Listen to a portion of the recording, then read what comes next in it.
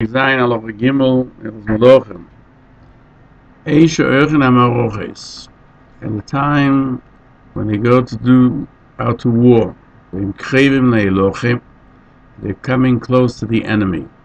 So the Peirush explains they're setting up the army in the order. About to wage war. The anointed Kohen stands at a high point. The entire army, the Phonom, stand before him. He has to say it in Hebrew specifically. As we find in Dvarim 20, verse 3 and 4, the exact words: Shema Yisrael, listen Yisrael, Atem Krem Hayom Lemelchomo. You are coming today to wage war. Alayvechem are your enemies. Ayerach levavchem. Do not have fear in your heart. Al tiru, do not fear. Al tachbezu, do not be frightened. Al ta'atzu b'neihem, do not tremble before them. Hashem alekechem, because God, your God, Hashem, your God, Oilech imochem, goes with you. Yilochem lochem, to wage war against them. Imoivechem, against your enemies. Loishia eschem, to save you. Ad kana Meshuach Melchoma. Here's where the Meshuach Melchoma makes a statement. The Kohen Achatachto, another Kohen who is of a lesser level, Mashmir Oisel Chala Ambekol. He says this at a very loud voice. And then the Meshuach Melchoma speaks, and he says from verse 5, who is the person who built a new house and he did not dedicate it yet? Then he should go home lest he die in the war and somebody else will dedicate it. And then he says verse 6, who is the person who planted a vine and he did not harvest it, should go home lest that someone else do so. And in verse 7, somebody who betrothed a woman did not take her yet in chuppah should go home should go home lest somebody else take her. These till here the Meshuach Melchoma speaks, and the other Kohen, who's called the shoiter or the watchman, lets everybody know about it with a very forceful voice. And then afterwards the shoiter speaks on his own, as it says. The shoitrim will speak to the people, saying, they say the 8th verse, who is the person who is fearful and soft, weak-hearted, should go home and should not cause his compatriots to become weak-hearted as he is. And then another person, Mashmir Chol says that to the entire grouping of warriors. In Dvarim 20, verse 2 to 9, it says, when you go out to war, you'll see horses and chariots, a great assemblage. Do not fear from them, because God is with you, who brought you out from Mitzrayim. And when you shall come close to war, the Kohen will come and speak to the people and say, the Psukim that we mentioned, that you are coming to the front lines to wage war on your enemies. Do not be fearful, do not be weak-hearted, do not be fearful, do not tremble, do not be frightened. And the anointed of the war stands in a high place, and he says it in Lashon HaKodesh, and the others go on and mention it with a high voice, a very loud voice, to make people hear what they're saying. According to the Rambam, from here and further, the Meshuach Melchoma does not say anything. The only ones who say further, do not become fearful, is anything else that's said is only these shoitrim, these people who are placed in charge, to speak to the people. And they say he who was fearful and weak of heart should go home lest he cause his compatriots to become weak-hearted. The next posuk it says, when they finished to speak to the people, like Rashi says in verse 8, as it says that the shiurim are the ones who add. The Kohen Meshuach says Shema Yisrael, and only till where he says Hashem will save you, and only when it continues to tell the people about the vines and the houses and the fearful people is someone else. Those are the words of the first shoter, the head watchman. Gazan Mishnah recites a Bryce and Soita. Torah Abonam. Rambam learned. With the Shiurim of the people, the watchman will speak to the people saying, who is the person? I might think the Kohen cannot say so, only the watchmen say it from themselves. It says, and the Shiurim will continue. It would seem that they add their own words to the words of the Kohen. Why did it say, and they will add after they already said it? And the Gemara is that from the words of they shall come close until they will speak, only the anointed Kohen says it in speech, and the other ones let it be known. And from that point on until all the other words that are mentioned is only stated by the shoter and not by the anointed Kohen. The Rambam writes, the Kohen speaks, the Kohen lets it be known, but he explains what the anointed speaks, and somebody else hears, and the shoter speaks, and the shoter makes it known.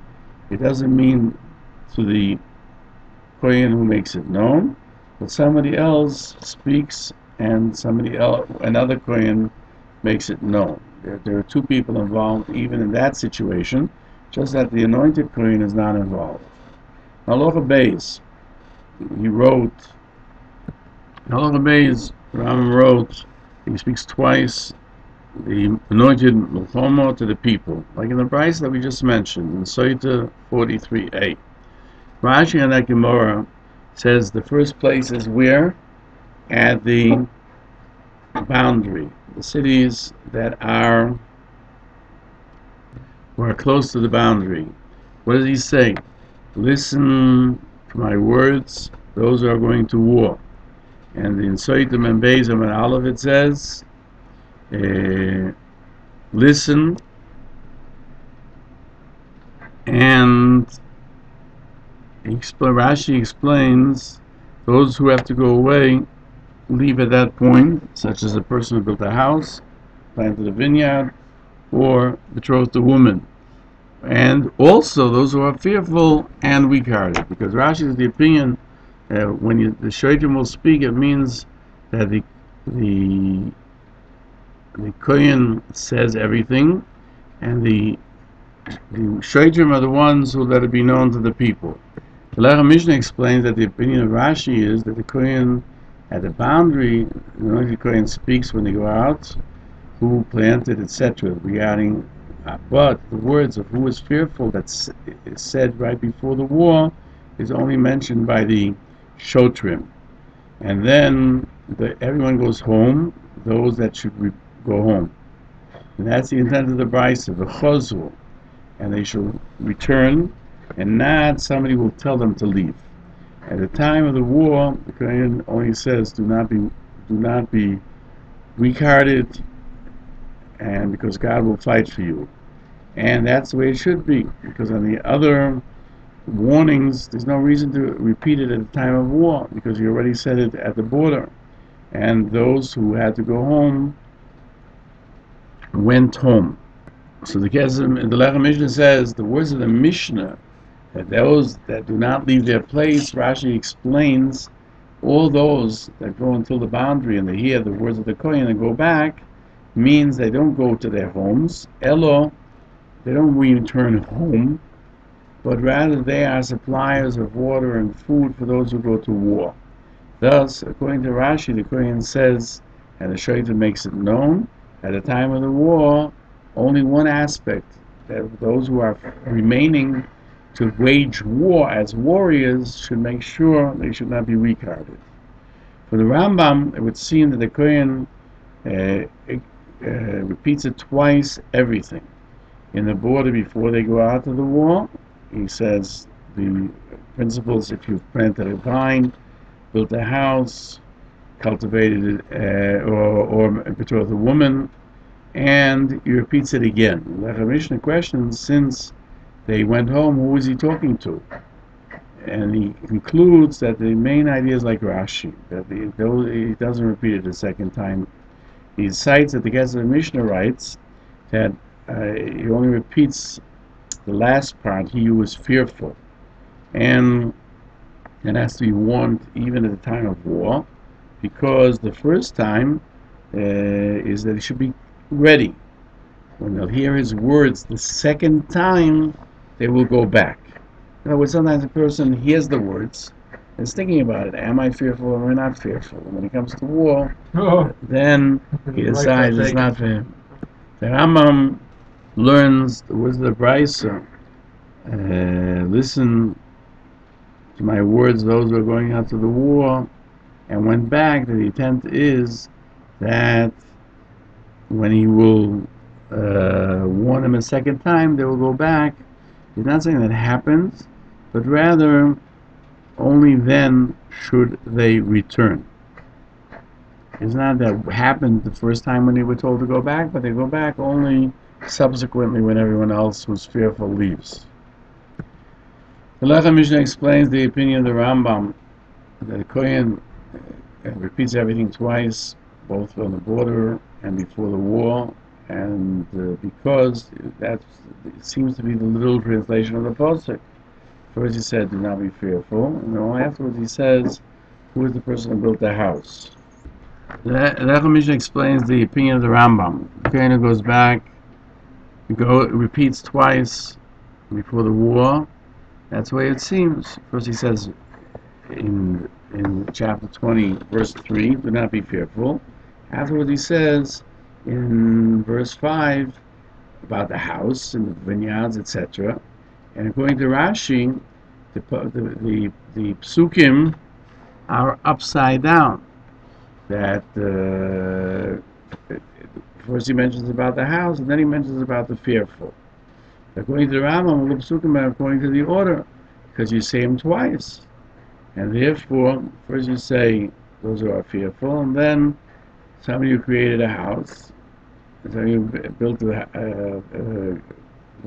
planted a vineyard, etc. And then you betrothed a woman. So Halacha Mishnah questions, where did the Rambam learn that at the border you discuss who is fearful? He explains that at the boundary he only warns them so they should be ready to leave at the time when he'll say everybody, the other psukim, and then they'll all leave. The Maraponim on the Yerushalmi, the Hilchos Yesodei HaTorah, cited Tosefta, that on the boundary, what does he say? You should listen to the words of the Kohen by the actual front. What does he say? Who is the person who is fearful? According to at the boundaries, he only says you should listen. The Hilchos Yesodei HaTorah cites also as a free. You should go home. That teaches us that you should listen to the words of the Kohen and go back. That in the boundary, he hears that about building a house. At the front, he'll hear those words again from the anointed Kohen, and he will go home to his house. In Sefer HaMitzvahs, the Rambam writes in the Positive Commandment 191 that HaKadosh Baruch Hu commanded us to appoint a Kohen who will admonish the people that which has to be known about the war, and they will go back those who are not worthy of waging war, whether because they're weak, because he's weak-hearted, or because he'll be thinking about other things, and it will take away his concentration from the war. And he explains that somebody built a house and did not use it yet, planted a vineyard, did not harvest it, betrothed woman and did not take her to the chuppah, he's busy with other things, and therefore he will not be as strong in waging war.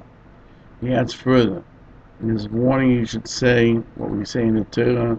The Kohen has to say exactly as it says in the Pasuk, and he'll add on it those words which will arouse in the people a confidence and bring them to even be willing to put their lives in danger to win.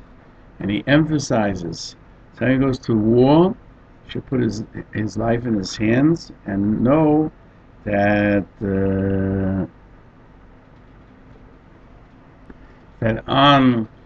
by his attaching himself to Hashem, that's how we wage war. It's not waged to physical man's hands. And he concludes that after these words of awakening, he should announce that those who are weak-hearted, anybody who built a house, and dedicated, planted a vineyard, did not harvest, betrothed a woman, did not take her, as it says in the Pasuk. And he cites from Masechta Soita that the Kohen who speaks and the other shoiter who announces it loudly, and every admonishment of the anointed Kohen has said that the war is an obligation by a war of choice. But by a war of mitzvah, such as the 7 nations in Amalek, there's no warning and no announcement. Sefer Knesset Godol says, even Chosman leaves his chamber, Nekal leaves her chuppah, and there is no one who goes back from a war of mitzvah. When we find in the Mishnah in Soita 42a, and he speaks to them and says, listen, Yisrael, not on your brothers are you waging war, not on you, the Rishimon, that will have mercy on you. Hilchos Chinuch writes, we find in Sifri that also find the Sefer Alikutim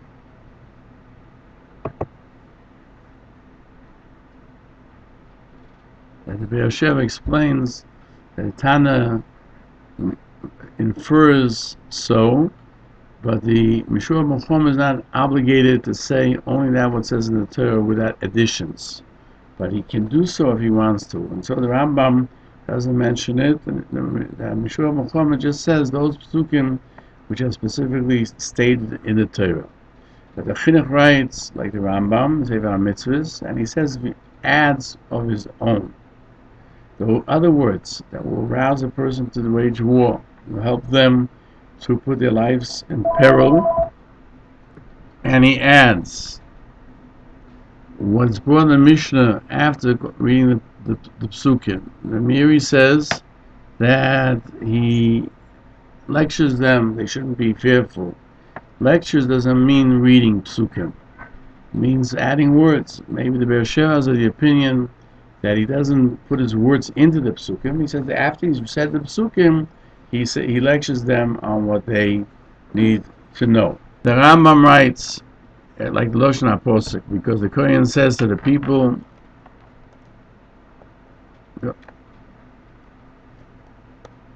like the language of the Posek, and it doesn't add any additions. And afterwards, he says words that will arouse them to go into the war for the purpose of uniting with Hashem, who is waging war for us, and thereby he will put his life in peril to succeed in winning the war.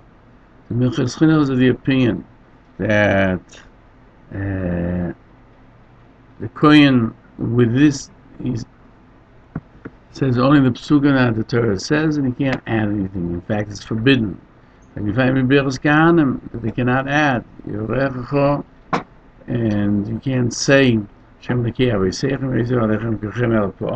that too, God, the God of your father should add to you many thousands of times, you can't even say that by Be'er Kahanim. Like we find in Rosh Hashanah 28b, the Kohen who goes up to the Dulchan to bless the populace with the priestly blessings, and he adds anything else he transgresses on Baal Tosef. And he questions why the Chinuch writes that you were allowed to add was not said in the Pasuk, and he doesn't know where he takes it from, and he doesn't cite that this would be difficult on the Rambam and Sefer HaMitzvahs as well. But the Sifri de Beirav is of the opinion that since in the Sifri we write, when you go out to war against your enemies you are waging war, then it should be like they are enemies, because they will not have mercy on you.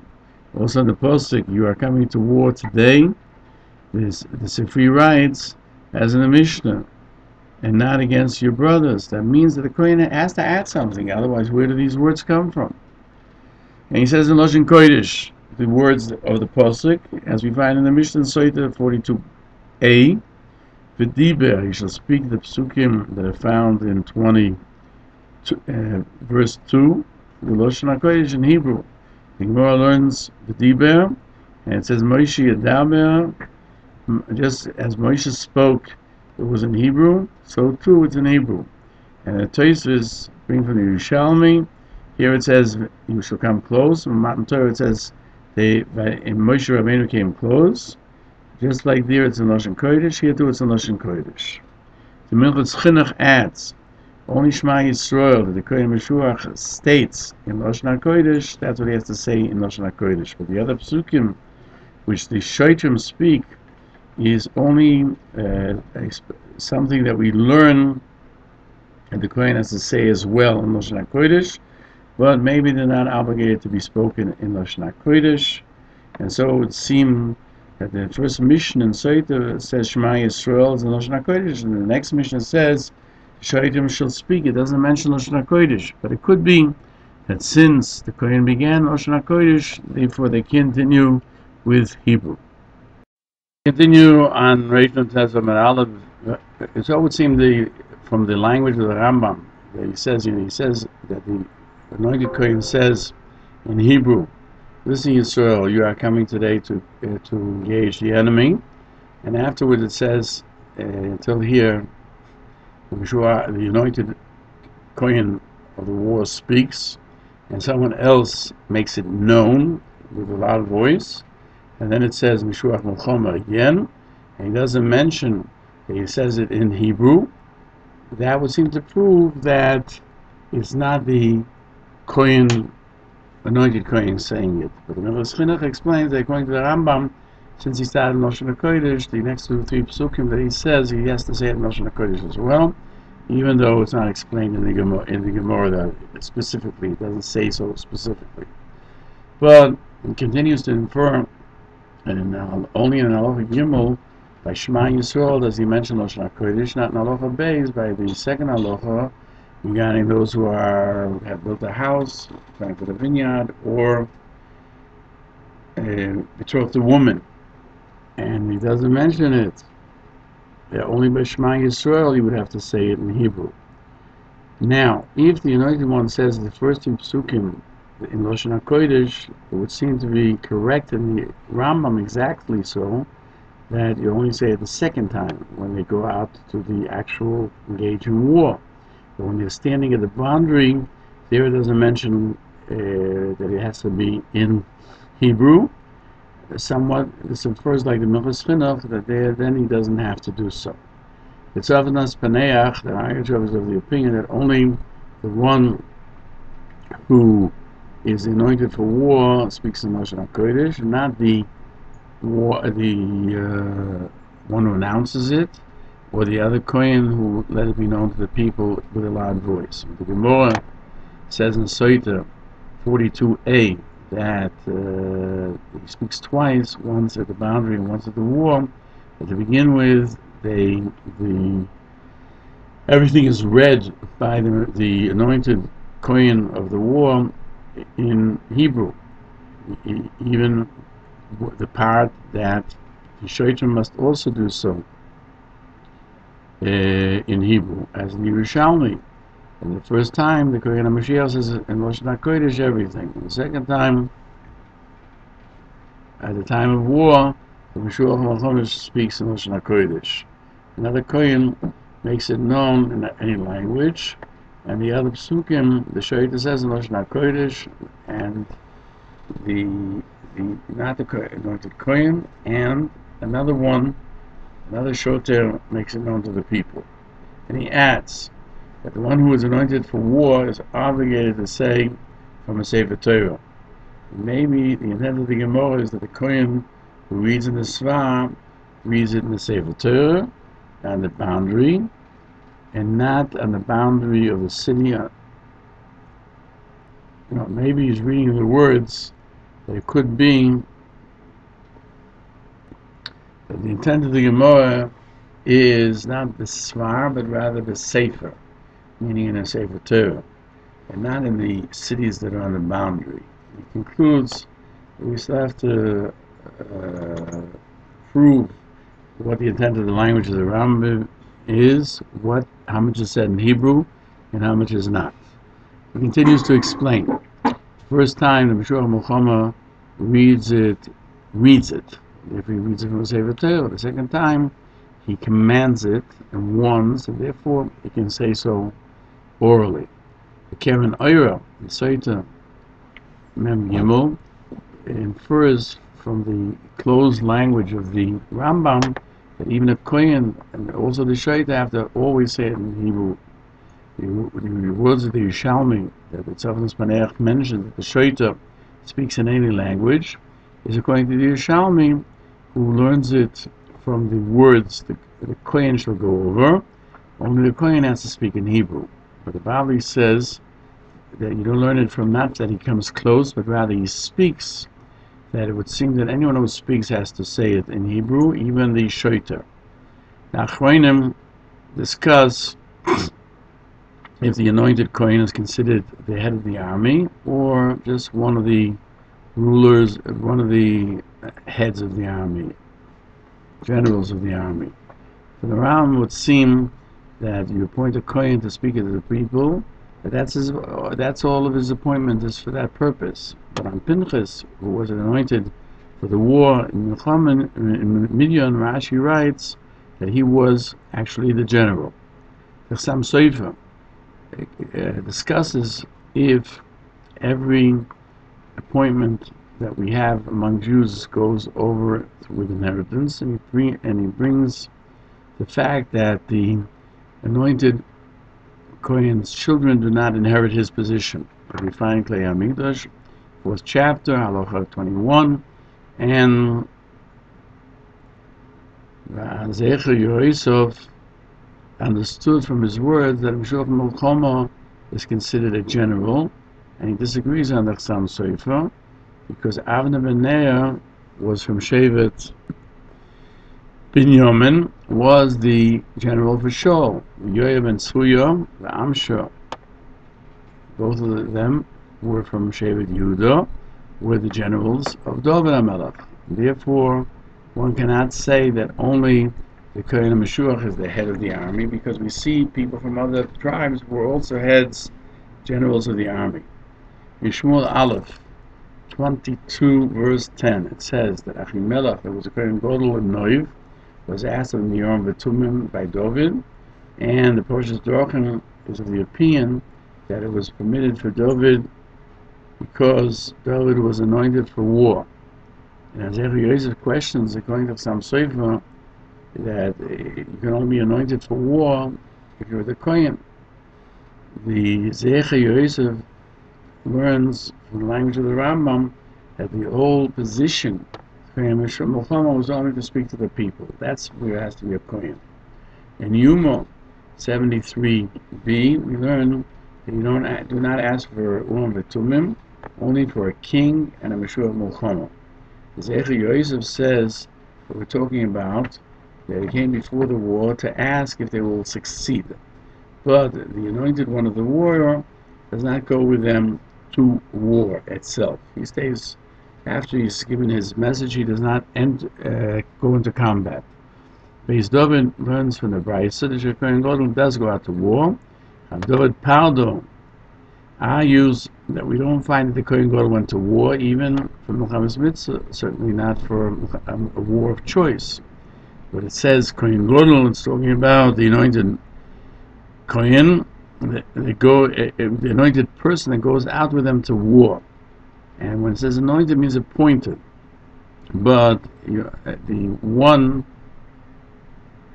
and if we're talking about the anointed one, it would mean that he goes with them till the war, but not into the war. He has to speak to the people. The Big Day Kahuna explains the words of Rashi that Pinchas was the general.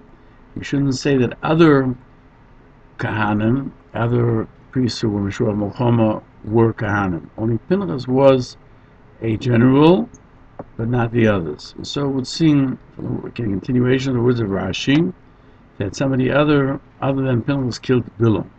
And still the Gemara tells us that Pinchas killed him, because when someone's the head of the war, the whole war is called on his, the whole action is called on his name.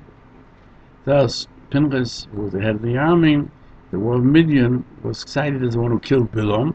You cannot infer from Rashi that every anointed Kohen was a general, because his position was only to speak to the people.